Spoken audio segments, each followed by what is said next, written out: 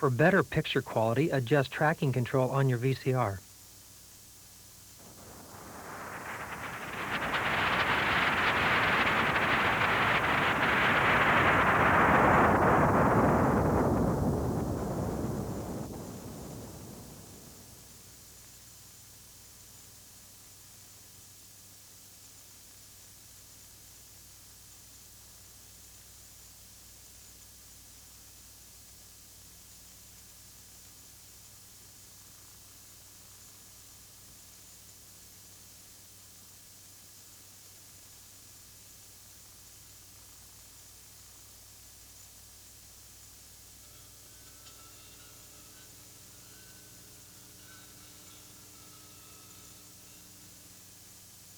When clouds hide the sun on a rainy day, I dream of my sandbox and I want to play. It's my turf, it's where I wanna be. My friends in there to play with me. Let's go out and play all day. Let's go out and play. Come on over, you can bring your toys. School is out, so we can make some noise. Let's go out and play all day. Let's go out and play. I can build you a road to the stars. We can leave right away. Hey, a visit to Venus and Mars if you say, hey, hey.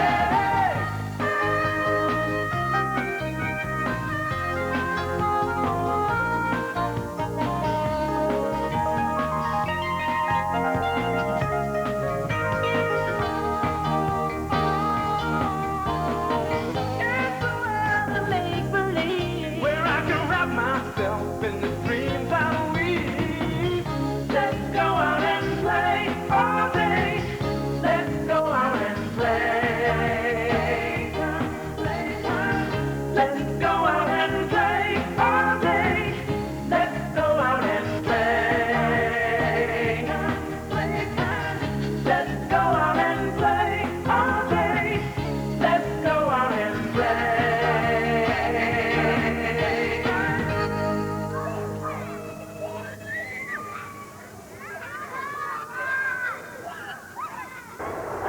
Most countries have three main armed services to protect their people and territory: the Army, the Navy, and the Air Force. One of the most important big machines in the modern Army is the battle tank. Weighing over 60 tons, the tank has to be highly mobile and able to operate in any terrain and at high speed. It is heavily armored to protect its occupants and has a powerful main gun. For over 75 years, tanks have been used all over the world in almost every major conflict.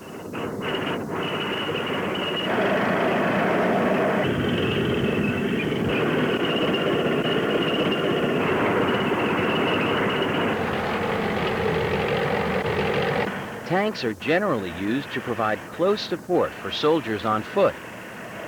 They not only have fearsome firepower, but can help protect the troops from enemy fire. Today's tanks are very complex and are filled with computers and electronics to help the tank crew do its job. As well as things like laser rangefinders, sophisticated communications equipment allows tank commanders to talk to each other without the enemy hearing them. Teamwork is an important part of winning a tank battle. Modern tanks are so heavy and powerful that they can use up all their gas very quickly. To solve this problem, the tanks are moved to the battlefield on big trailer trucks. Because they too have to go off roads and over rough ground, they're almost as tough as the tanks themselves.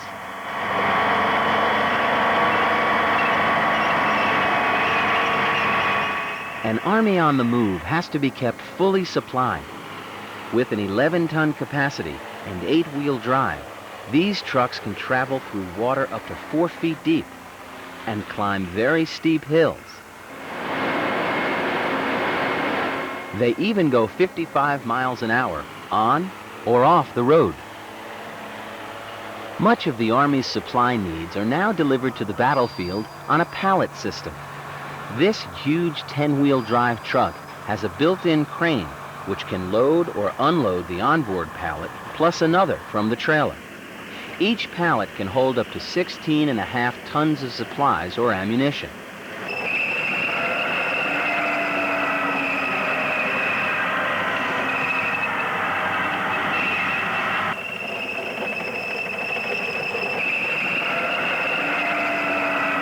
Special trucks carrying 2,500 gallons of fuel follow the tanks into action. It's just like a traveling gas station.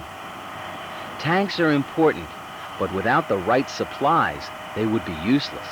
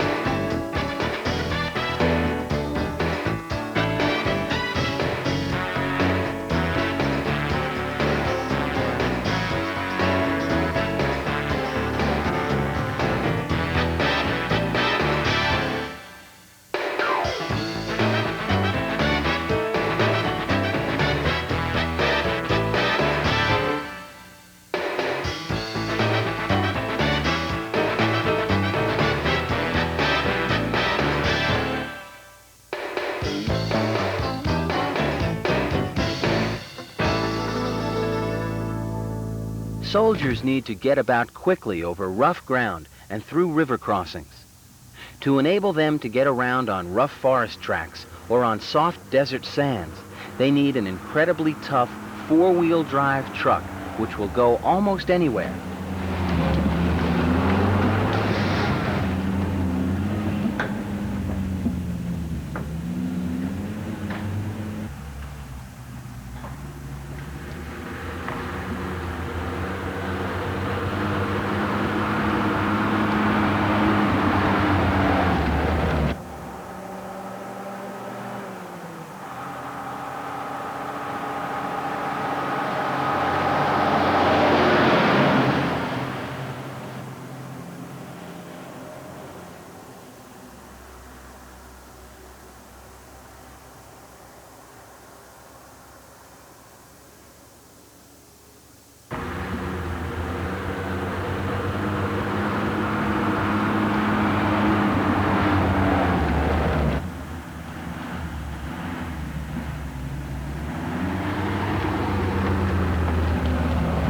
This one can run right through rivers, climb over big obstacles,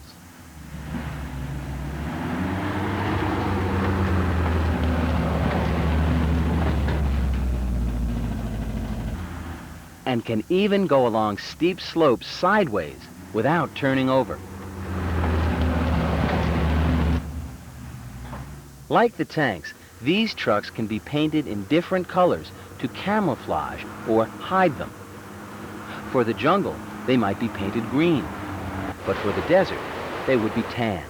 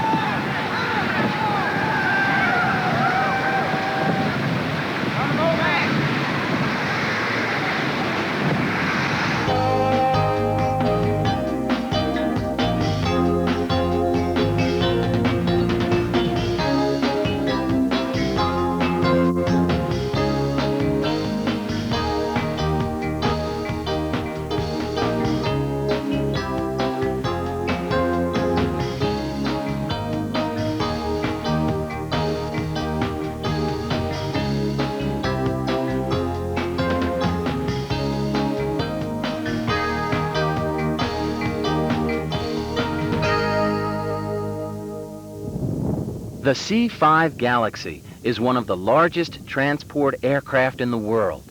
It can carry 120 tons of equipment.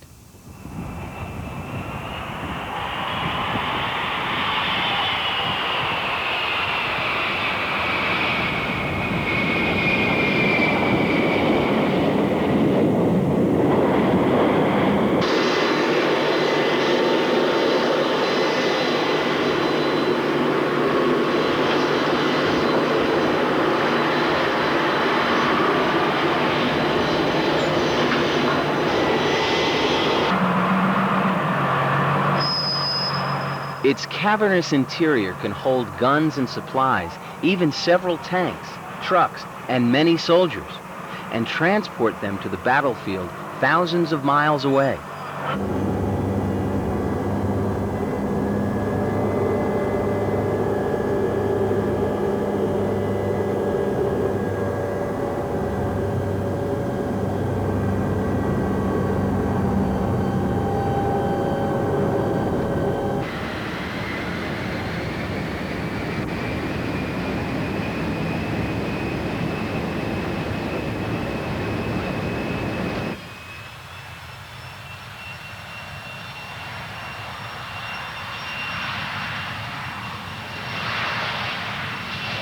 For very long flights, it can be refueled in the air by a huge tanker aircraft like the KC-135. This flying gas station meets other aircraft on long-range missions, and by refueling them in the air, saves them time in reaching their destination. A long hose called a boom hangs from the tanker plane. The aircraft needing fuel pulls in behind, and the boom is then maneuvered into place so that fuel can be transferred.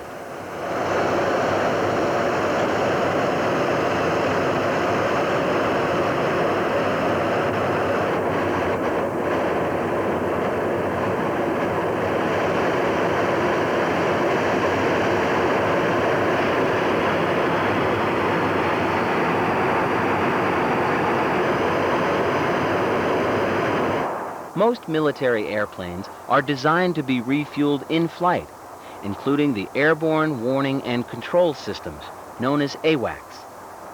The huge top-mounted rotating dome houses the radar antenna.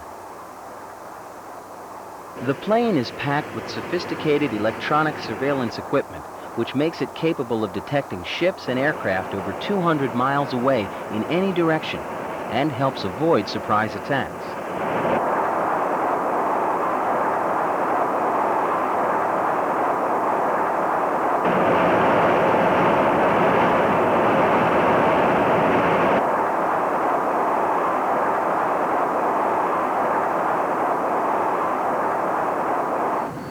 But even the AWACS might not see this B-2 or stealth bomber. This aircraft is designed specifically for sneak attacks by being able to avoid detection by radar.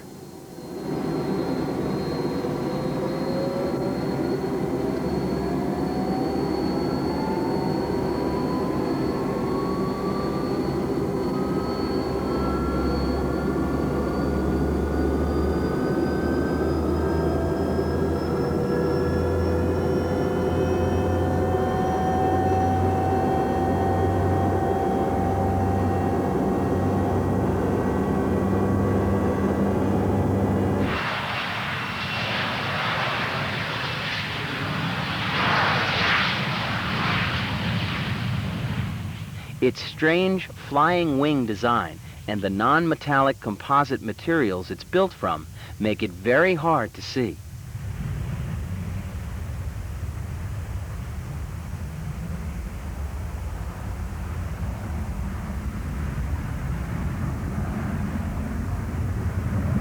With aerial refueling, this long-range bomber can fly 10,000 miles with a crew of 2 at a height of 10 miles.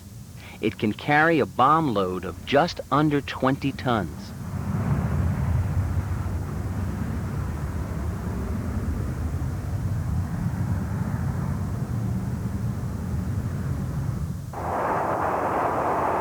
While the B-2 is one of the newest bombers, the B-52 is one of the oldest still in service. At 40 years old, many of the planes are older than the crew that fly them. Known affectionately as Buff, the big, ugly, fat fellow, it's the longest-serving airplane in Air Force history. While the Air Force has not yet retired the B-52, its replacement has been introduced. Originally designed to deliver nuclear weapons, the B-1 is also a very fast and maneuverable low-level conventional bomber.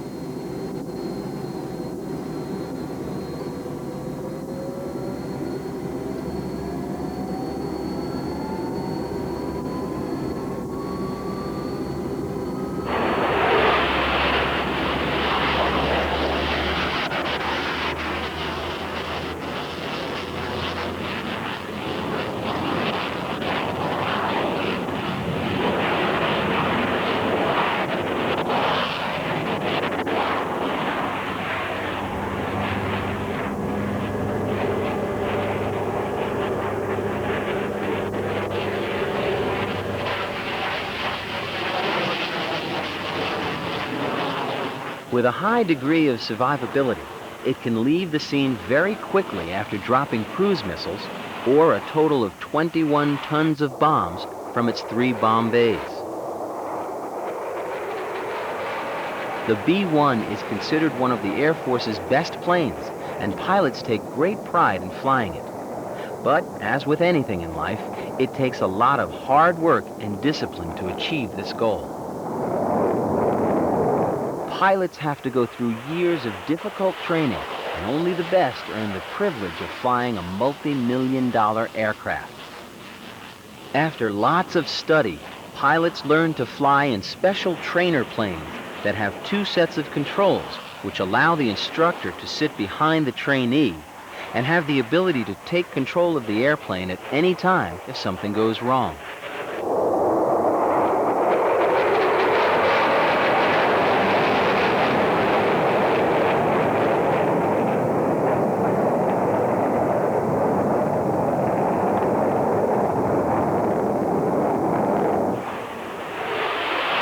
Eventually, pilot trainees are allowed to move up to bigger and faster jets, where they continue to train for combat.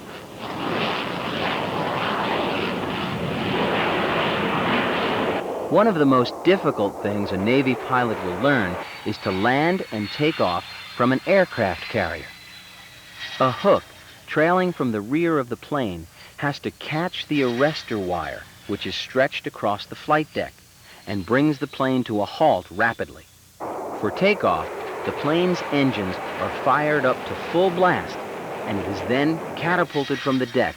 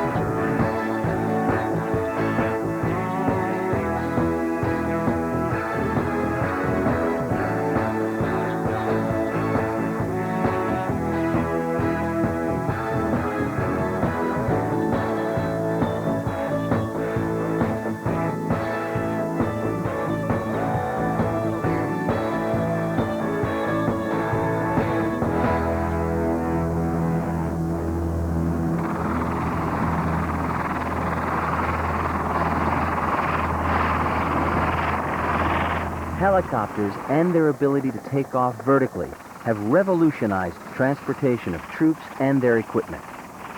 These helicopters can carry 33 fully armed soldiers.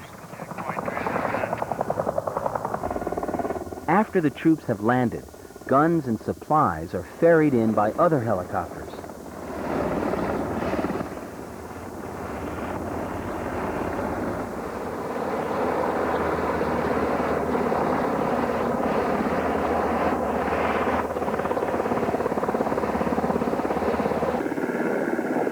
Some are capable of lifting more than 16 tons of machines and supplies.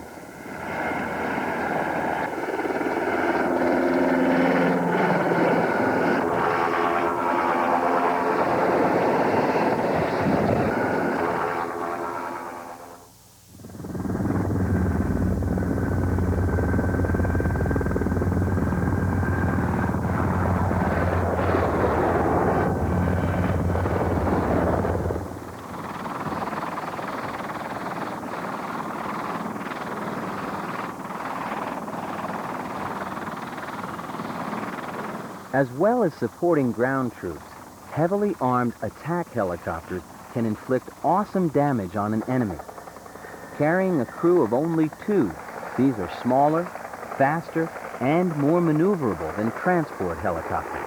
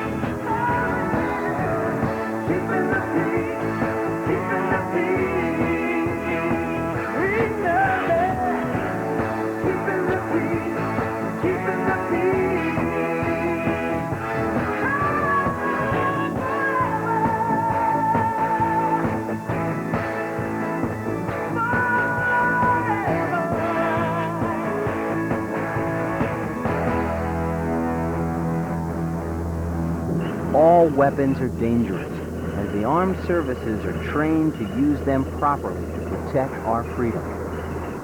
Let them do the fighting. Leave it to the professionals.